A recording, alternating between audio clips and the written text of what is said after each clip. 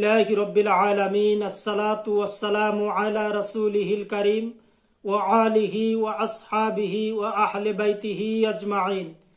দূরে কাছে দেশে ও প্রবাসে যে যেখান থেকে দেখছেন সকলকে জানাই আন্তরিক মুবারকবাদ ও সালাম। আসসালামু আলাইকুম ওয়া রাহমাতুল্লাহি ওয়া বারাকাতুহু। রহমত, নাজাত, মাগফিরাতের মাস হলো পবিত্র মাহে রমজানুল মুবারক। এই পবিত্র মাহে রমজানুল মুবারকে এমন একটি রজনী রহিয়াছে যে রজনী সম্পর্কে আল্লাহ রাব্বুল আলামিন পবিত্র কালামুল্লাহ শরীফের মধ্যে ইরশাদ করেন, লাইলাতুল কদরি খায়রুম মিন আলফি শাহর। লাইলাতুল কদর হলো হাজার মাস থেকে উত্তম।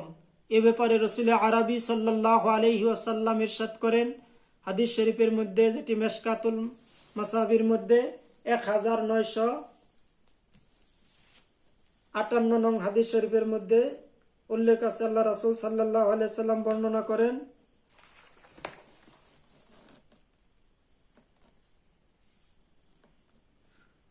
ওমান কামা লাইলাতুল কদরি ঈমানান ওয়া ইহতিসাবা গুফিরা লাহু মা তাকদ্দামা মিন জামবিহি। আল্লাহ রাসূল সাল্লাল্লাহু আলাইহি সাল্লাম ইরশাদ করেন, যারা লাইলাতুল কদরে ঈমানের সাথে সওয়াবের নিয়তে কিয়াম করবে, রাত্রি যাপন করবে, রাত্রিবেলা নফল বন্দিগিরি করবে, আল্লাহ রাব্বুল আলামিন তাদের জীবনের সমস্ত গুনাহ খাতা মাফ করে দিবে। সুবহানাল্লাহি ওয়া বিহামদিহি সুবহানাল্লাহিল আযীম। আল্লাহ রাসূল সাল্লাল্লাহু আলাইহি সাল্লাম সহ সাহাবায়ে কেরাম, আল্লাহ রাসূলের আহলে বায়তগণ সকলেই এই লাইলাতুল কদরের রাত্রিতে সারা রাত ভর নফল বন্দিগিরি করতেন।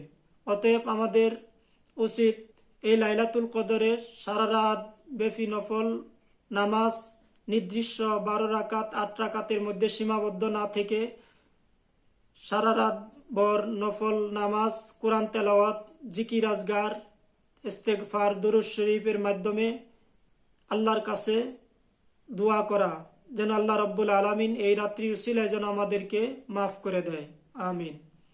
এবার আমরা জানব রমজান মাসের কততম তারিখে লাইলাতুল কদর নিহিত থাকে। এ ব্যাপারে রাসূল আরবি সাল্লাল্লাহু আলাইহি সাল্লাম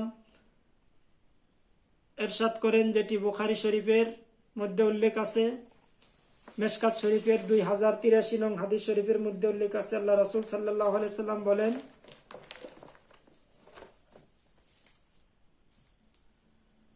وعن عائشة رضي الله تعالى عنها قالت قال رسول الله صلى الله عليه وسلم قحروا ليلة القدر في العطر من العشر الأواخر من رمضان। আল্লাহ রাসূল সাল্লাল্লাহু আলাইহি সাল্লাম বলেন, রমজান মাসের শেষ দশকে বেজুর রাত্রিতে লাইলাতুল কদর নিহিত আছে।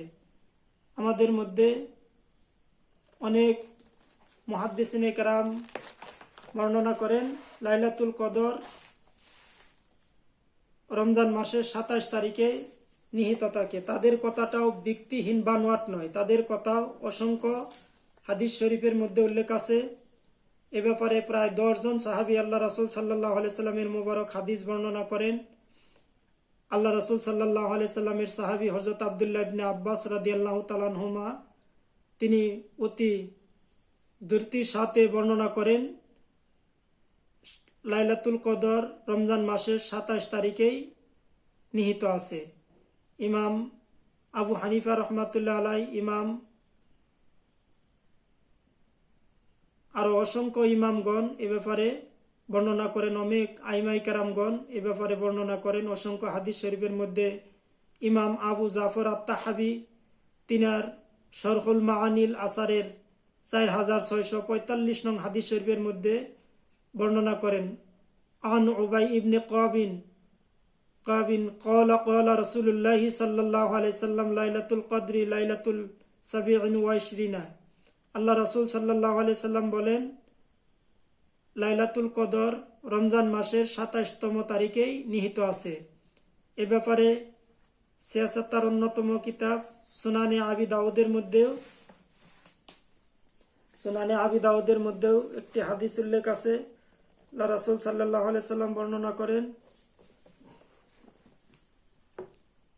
আন মুআবিয়াতান ইবনু আবি সুফিয়ানা আন নবী সাল্লাল্লাহু আলাইহি সাল্লাম ফি লাইলাতুল কদরি ক্বালা লাইলাতুল কদরি 27। আল্লাহ রাসূল সাল্লাল্লাহু আলাইহি সাল্লাম বলেন, রমজান মাসের 27 তারিখে লাইলাতুল কদর নিহিত আছে।